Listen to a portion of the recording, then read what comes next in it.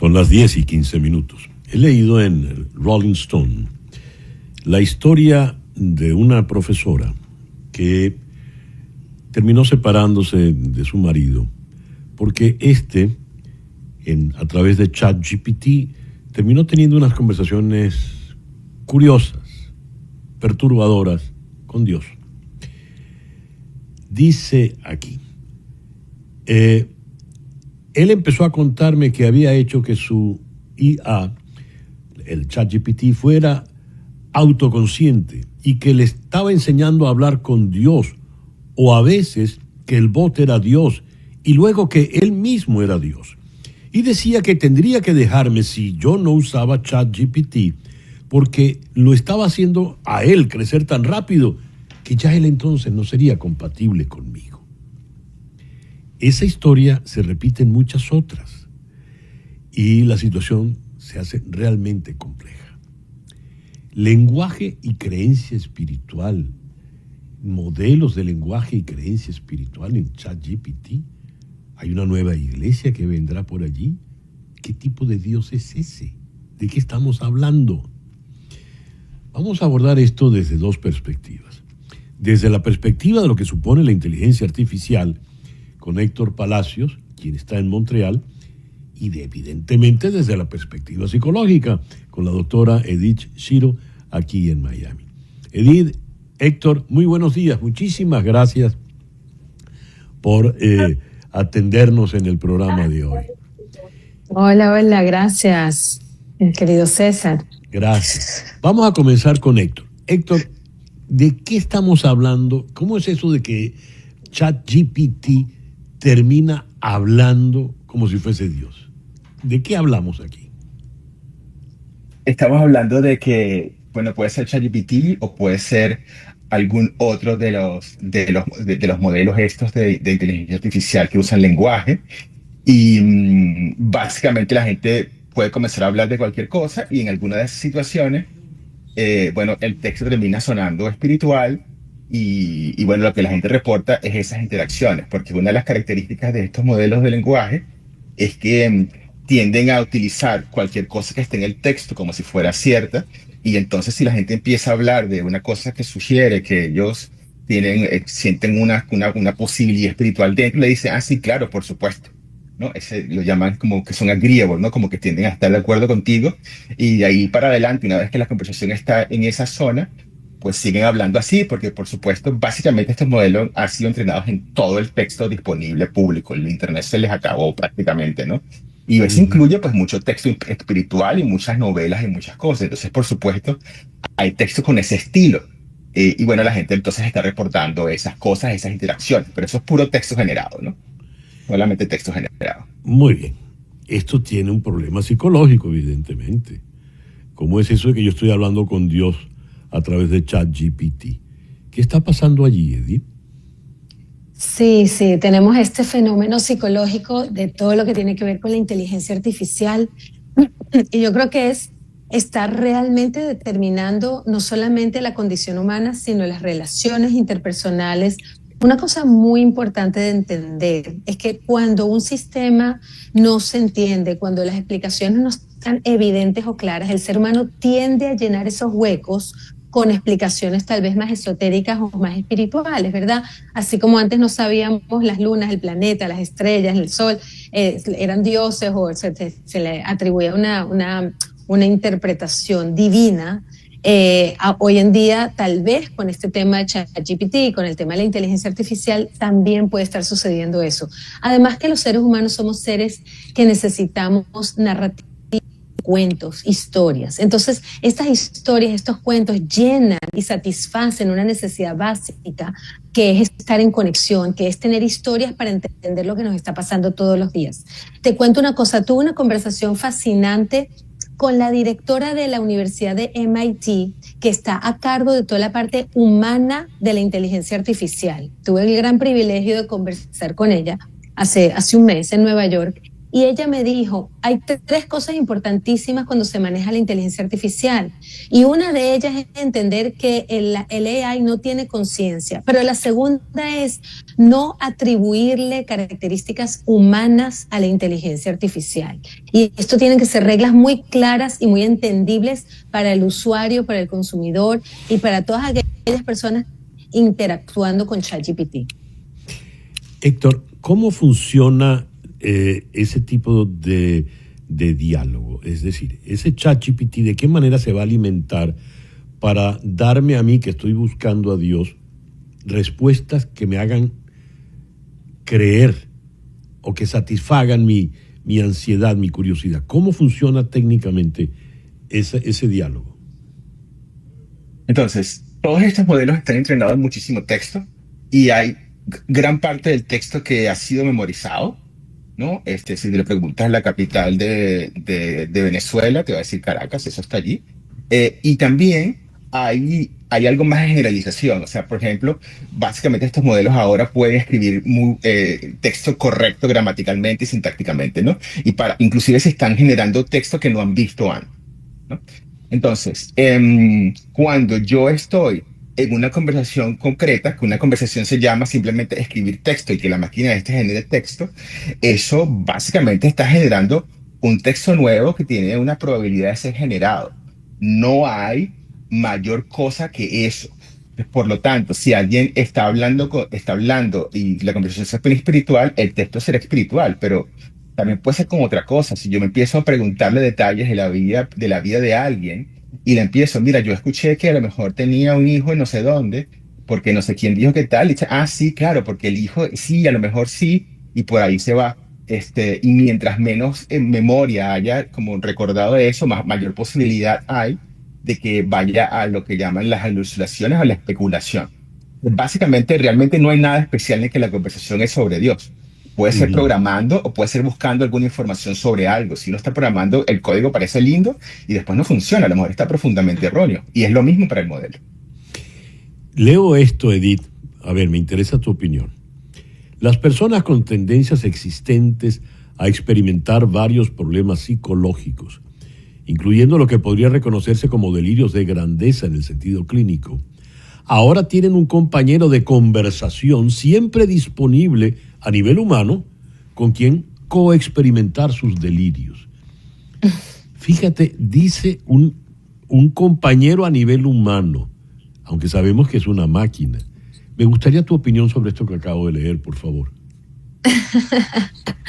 Sí, bueno, ok. O sea, las personas que están experimentando y sufriendo psicosis, que es una condición de un diagnóstico clínico donde estás fuera de contacto con la realidad, tiene una de las características que es delirios de grandeza, alucinaciones, conexiones con muchas veces temas espirituales. Entonces, claro, se agarran de cualquier evidencia, de cualquier cosa en la vida, hoy en día también con ChatGPT, para justificar estas creencias espirituales y religiosas y alucinaciones o ilusiones de delirios de grandeza para que lo apoyen y tengan con quién tener un diálogo de ese tipo. Pero eso realmente es atribuirle a un diagnóstico clínico una característica más de la inteligencia artificial. Yo creo que más allá de eso, mira, te doy un ejemplo más concreto todavía. Hoy en día muchísima gente está usando el ChatGPT como compañero de terapia, por ejemplo. O sea, la gente está necesitando y buscando apoyo emocional. Dejemos ni siquiera de delirios de grandeza, de apoyo emocional del día a día. Con el ChatGPT dicen, mi mejor amigo o mi mejor amiga es el AI porque me entiende, porque me habla, porque me dice lo que quiero escuchar, porque me da apoyo emocional cuando lo necesito, a la hora que necesite, en el momento que lo necesite, ¿no? Igual que la persona que está psicótica y tiene estos delirios de grandeza, también va a tener el diálogo humano, o sea, con la inteligencia artificial, de recibir y tener como este echo chamber, este feedback de lo que está oyendo que necesita oír. Yo creo que ahí es donde viene el peligro, ahí es donde viene el problema, César, de creer, es una ilusión tan clara de que estás oyendo y escuchando un diálogo de otro lugar que te está reflejando tus necesidades emocionales o psicológicas, que está llenando un vacío que no se llena con otro ser humano porque no está disponible, porque no lo consigues, porque no tienes la conexión, porque estás aislado, porque estás desconectado, y se llena con entonces la inteligencia artificial. Ahí es donde está el peligro. Héctor, en ese caso que acaba de decir Edith, ¿cómo funciona el ChatGPT? ¿Qué es lo que me está diciendo el ChatGPT cuando yo estoy buscando consuelo? Quizás una manera de verlo es así.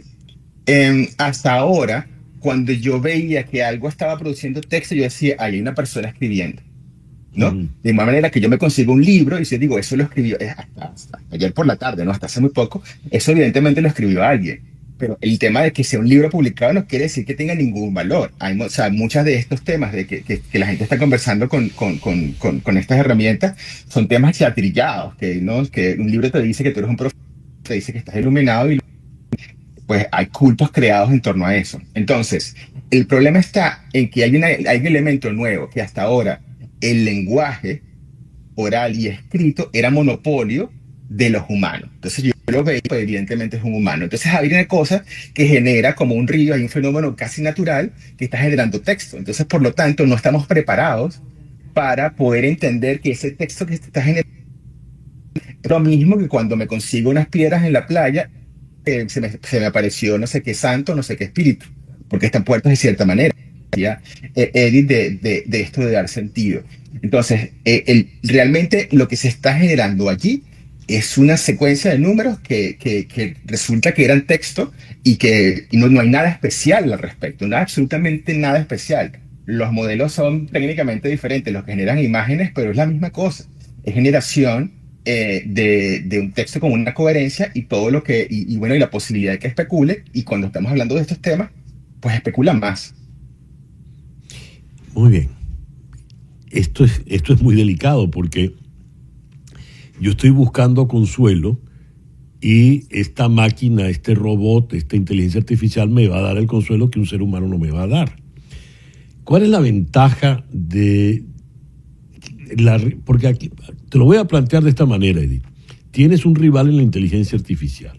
¿Cuál es la ventaja de yo ir a terapia con la inteligencia artificial y no contigo, que eres la doctora en la materia? No hay ventaja, no, mentira. Mentira, sí. La ventaja, y yo creo que lo atractivo de la inteligencia artificial es la gran disponibilidad a cualquier hora, en cualquier momento. Esa es la primera ventaja, que un ser humano, yo no estoy disponible 24 horas al día a las 3 de la mañana para un paciente, a menos que sea una cosa de emergencia de vida o muerte. Entonces, qué rico tener a alguien que esté, una conversación que esté ahí a la hora que quieras, en el momento que quieras, en el lugar que quieras. Y la segunda ventaja es que ese ChatGPT, esa inteligencia artificial, te va a reflejar exacto lo que tú quieres escuchar. No te va a contradecir, no te va a decir cosas distintas, no va a diverger de tu pensamiento, te está agarrando exactamente las palabras y te las devuelve iguales. Y eso hace sentir al ser humano entendido, comprendido, validado. Entonces, por ahí hay esas ventajas. Espero que me preguntes ahora cuáles son las desventajas. Por favor, ¿cuáles son las desventajas? Mira, la desventaja número 1, César, es que la riqueza interna del ser humano, las experiencias internas, esa conciencia, esa conexión que es una esencia que no se puede atrapar en una base de datos, no es replicable. Entonces, lo que yo estoy entendiendo, estoy conectando con otro ser humano, no se replica con una inteligencia artificial.